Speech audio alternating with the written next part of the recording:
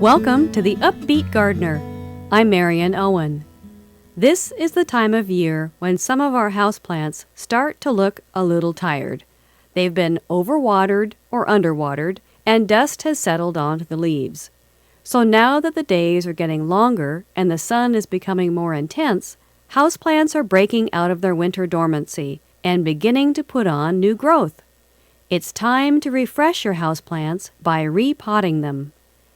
It can be a messy job, so start by rounding up newspapers, a tarp, a shower curtain, or an old vinyl tablecloth.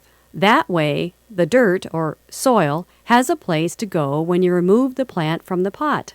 Once the plant is free, pinch off any dead leaves and roots, and, using your fingers, remove as much of the old soil as you can.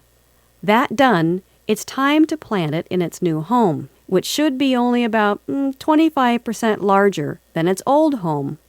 First, make sure the pot has a drainage hole in the bottom. Then set a piece of nylon stocking or similar mesh material over the hole.